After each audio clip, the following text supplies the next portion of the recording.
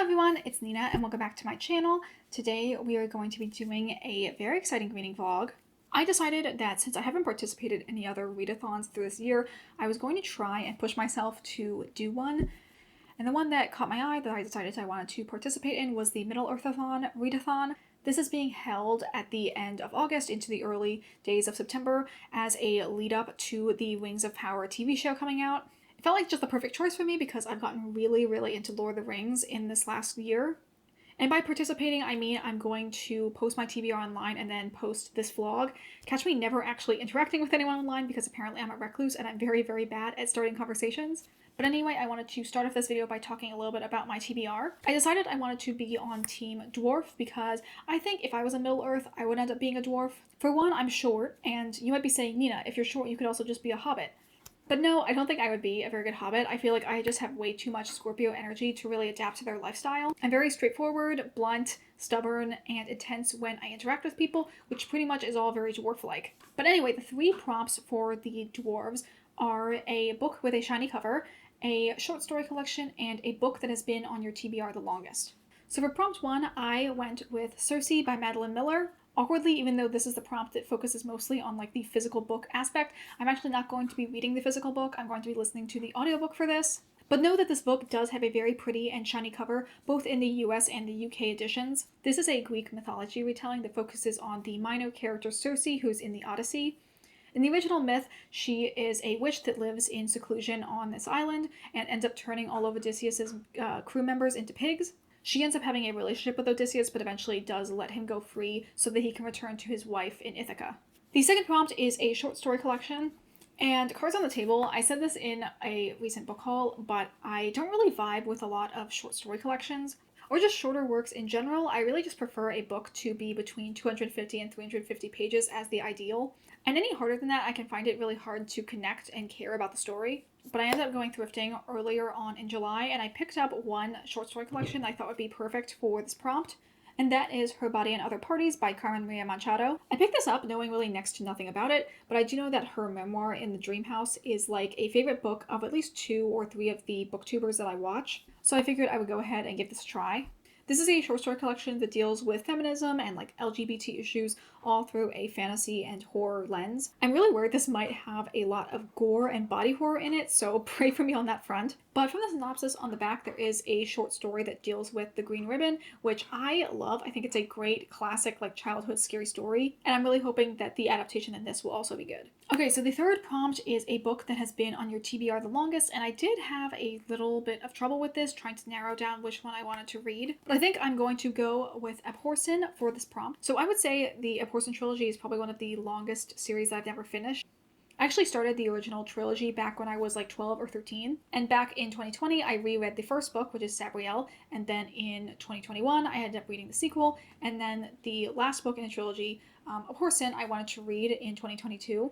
So I just felt like now was the perfect time to include this book to my TBR. For a quick summary, this book really does hinge along the plotline of the previous book in the series, the second one, so it's very much told as like a 2-part story. But the main character in this, Lyriel, is the main character from the previous book. This is a fantasy story with a magic system, and one aspect of the magic system is that most of like the bad guys tend to use necromancy. But Lyriel finds out that she is going to be the next Abhorsen, which is basically a necromancer that instead of bringing people out from the dead, their job is to send people back into death. And at the end of the previous book, we find out that there's this big evil that's been brewing and living underneath this lake. And Lyriel, as well as Sam, who is the son of the main character from the first book, Sabriel, they are working together to try and get there and I guess, stop this big evil before it comes back to fruition. So these are the books that I'm going to be reading for this readathon. Another book that I think would be fun to sneak into my TBR if I'm able to have enough time for it is to read The Hobbit. I just thrifted another copy of The Hobbit, and I have a hardback at my parents' house that I can read from as well. And I've never actually read any of the Lord of the Rings books. I just really enjoy all of the movies. So I definitely want to kind of rectify that and start reading the series and kind of like get into all of the extended world in preparation for Rings of Power. I also wanted to mention before I end this intro, but I think I'm also going to redo my hair as part of this vlog.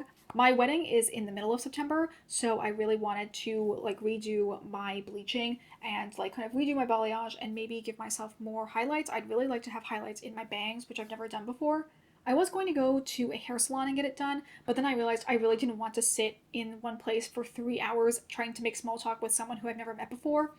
And it will also save me a lot of money if I just do it myself. But yeah, here's a quick before look of what my hair is like, because probably the rest of the clips in this vlog will be after I've gotten my hair redone. Anyway, with that very long intro out of the way, let's get into the rest of the vlog.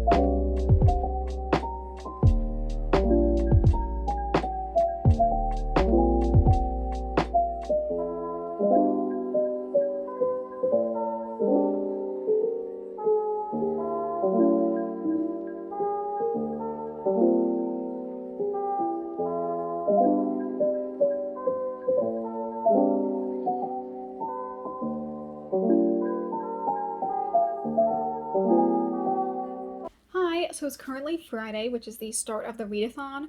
So far, I have read the first 8% of Circe, which is the first hour of the audiobook. My first impressions are that I find that it's very, very similar to Ariadne. Like, if I didn't know any better, I would think that they're written by the same author. But that's definitely not a bad thing because I really loved Ariadne and I love Madeline Miller's writing from reading Song of Achilles. I also should say that it's more that Ariadne reminds me of Circe because Circe came out in 2018 and Ariadne came out, I think, in either 2020 or 2021.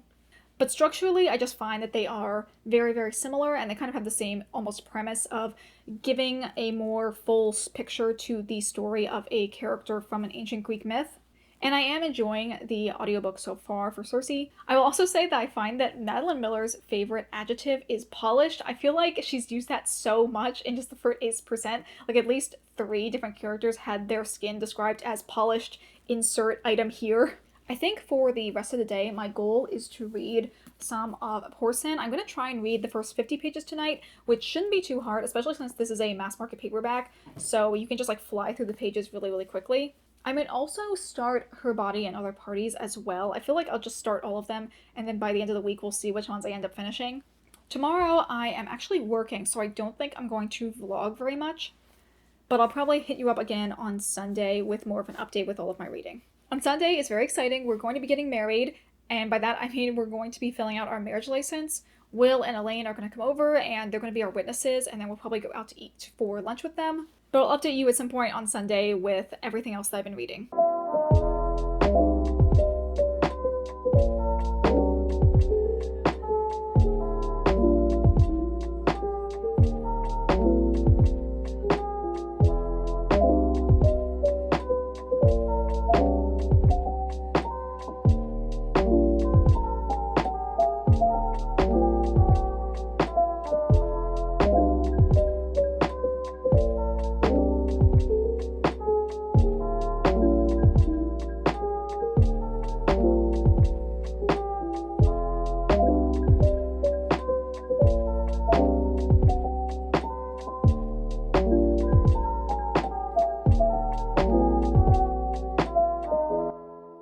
For this outfit of the day, this top is from Shein, and then I made these linen pants myself.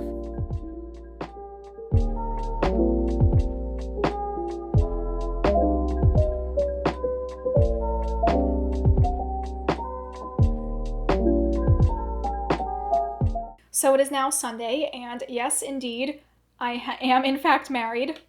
We ended up not going out to lunch because Elaine was sick, and instead we just got some takeout like cakes and stuff that I probably put as a clip before this. Also on Saturday, a little embarrassing, but I did not end up reading very much. I just was really tired when we got home from the event we were working because it was just so hot out. But I do have some updates for the reading I've been doing, so I figured I'd talk about them now. So I currently am at 23% of the Cersei audiobook, and I'm definitely going to read more of this on Monday. I'm really enjoying it so far. I feel like we've gotten through most of the setup because now Cersei is living on the island.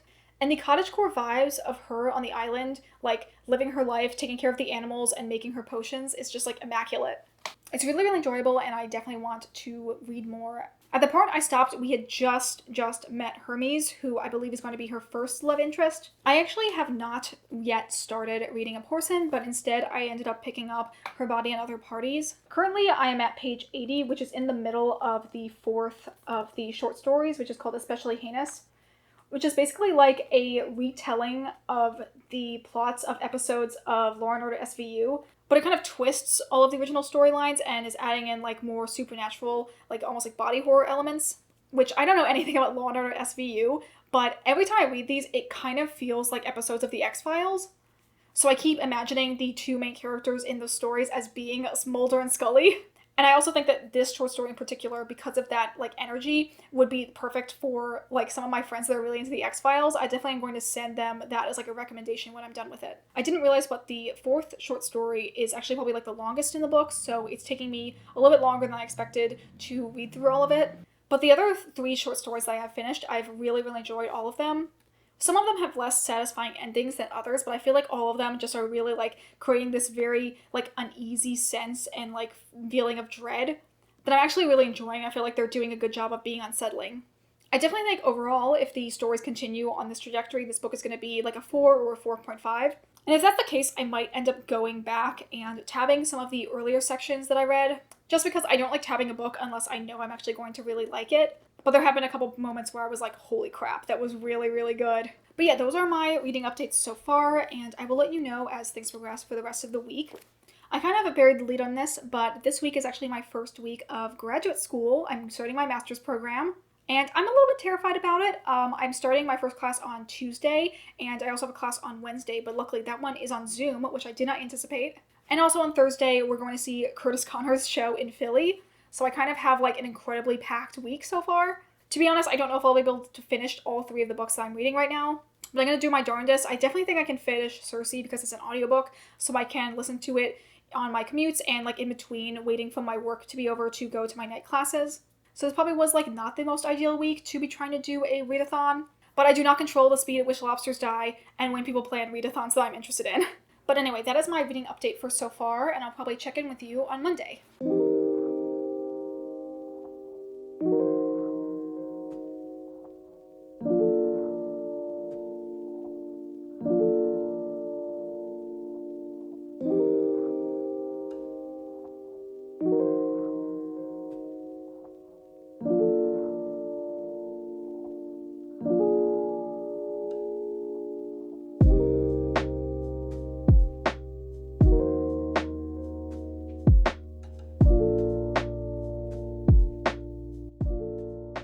Okay, outfit of the day, this top is thrifted at Abercrombie. I have jean shorts and then socks from Primark to go with my blue low top Converse. And then George is here supervising.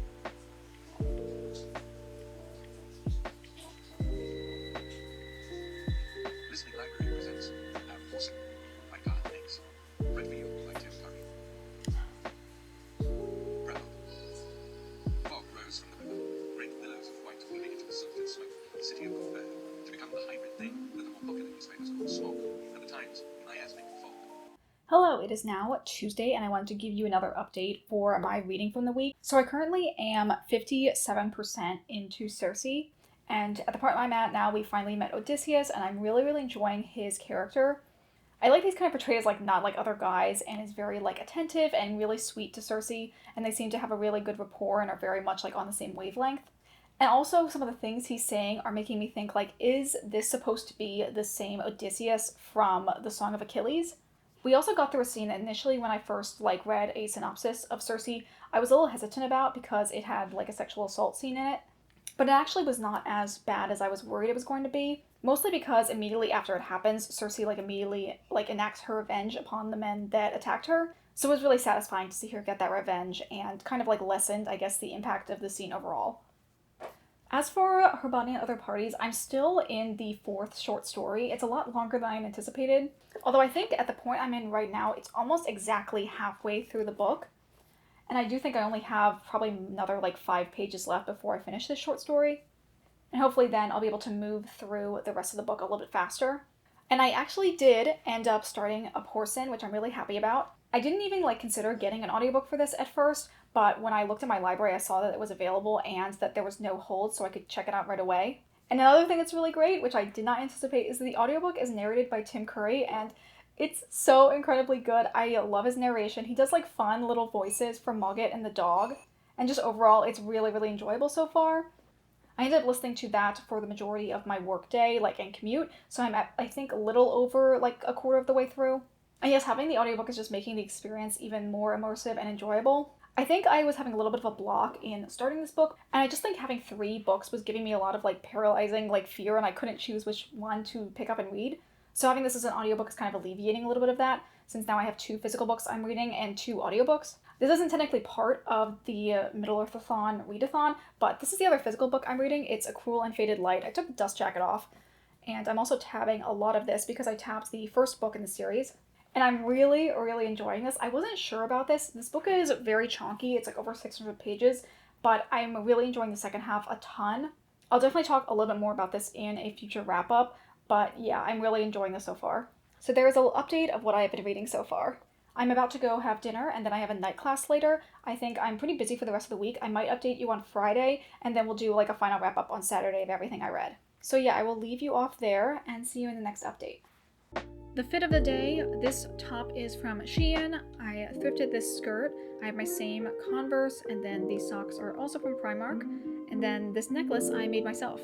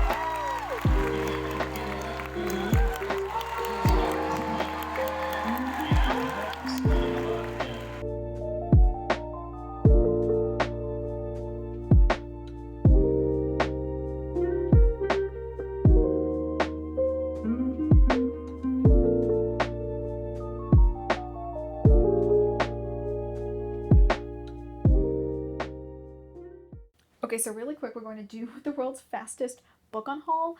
The first one is My Brother's Husband by Gengoro Tagame.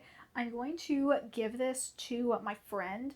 I've read it before, and I find it was okay, but I feel like overall this series is targeted more at straight people, like learning about LGBT issues versus like being LGBT yourself. But I do know that this author has another work that just finally got translated that I'm really excited about that deals with like friendships between LGBT like groups and like different generations. So that looks really interesting. I'll definitely look at more of that work. But this one in particular, I'm just not super interested in. But I think I have a friend that I can give this to who will enjoy it just as much. So it is now Saturday and the readathon has ended, and I figured I would go through and give you a summary of everything I read this last week. The first book that I finished for the readathon was Cersei by Madeline Miller. I really, really enjoyed this book. I especially liked the second half with Cersei as a mother. I thought it was really interesting, her like juxtaposition of emotions of having both like an intense pain but also love. I also really liked her son Telegonus as a character. I thought he was really cool. I really enjoyed these scenes of Cersei and Telegonus kind of having this back and forth where Cersei doesn't want Telegonus to leave the island, and kind of seeing that she's both being overprotective, but at the same time noticing that her son is very naive and that she wants to train him more.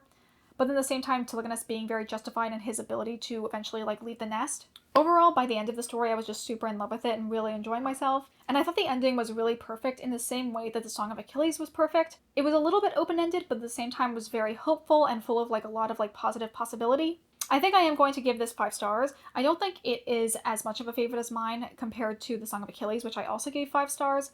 But I still really, really enjoyed the second half of the book and the overall writing structure. Next book I finished for the readathon was A Porson by Garth Nix. And this, I love this so much. It was probably the favorite book that I've read this week, as well as my favorite in this series. It is just so incredibly action-packed, and the stakes are so high. It's really just action, action, action with something interesting happening throughout the entire story. I really love the character dynamics of the 4 main characters. I enjoyed it in Lyriel, but in this book specifically, I really liked the relationship of Lyriel and the dog. Also, weirdly enough, I really like the military scenes of this book, and I honestly really enjoyed those parts of Sabriel as well. Normally I find military stuff to be really boring, but it just kind of hits different when it's got this magical element to it. Even though this story does have a lot of action, I think that there's also enough breathing room for the characters to connect with each other and bond as well. And I really just overall enjoyed the story a lot. It's made me really excited to read more of the books outside of the original trilogy, and I just in general really like Garth Nix's writing style, and I thought the audiobooks were also incredibly well done. Next book I'm going to be talking about is Her Body and Other Parties by Carmen Maria Machado. This book I was not 100% done by the end of the reading vlog, but I have now finished the book, and I do really enjoy it. I think I liked the first half of stories more than the second half. I felt like the first half had more items in it that I just could personally relate to and find interesting, whereas the second half was a little bit more abstract, and at some points I just wasn't 100% sure what the deeper message was supposed to be. Overall, I did enjoy the selection of stories, and at the very least found them all to be pretty interesting. I think I'm going to give this book 4 stars. I wasn't sure if I should go any lower than that, but I did really enjoy the first set of stories, so I think that that's a good placement for it. And I barely talked about this in my last update, but I am reading A Cruel and Fated Light by Ashley Shuttleworth. This is the sequel to A Dark and Hollow Star. As you can see, I took off the dust jacket while I'm reading it, and I'm also tabbing this book, which is going pretty well. I currently am, according to the story graph, 80% of the way through, and I'm going to make it a goal of mine to finish this at the end of the weekend. But I am really, really enjoying this, and unless there's a crazy switch at the end of the book, I think I'm probably going to end up giving this around a 4.5. I'm liking it a little bit more than the previous book because I feel like the pacing was a little bit more even throughout. Even though this book is incredibly long, it's over 600 pages, and the first part definitely dragged a little bit, but the second part has had so many good reveals and character moments in it that I feel like that has made up for the longer section in the beginning. So overall, these are the books that I've read for this last week's reading vlog. Thank you guys always so much for watching. I hope you guys enjoyed this type of video. I have been really enjoying filming reading vlogs, so I hopefully will have more coming out in the future. Please consider liking this video and subscribing if you aren't already. And that is it for me today. I hope you all have a wonderful day, and I will see you all in the next video. Bye!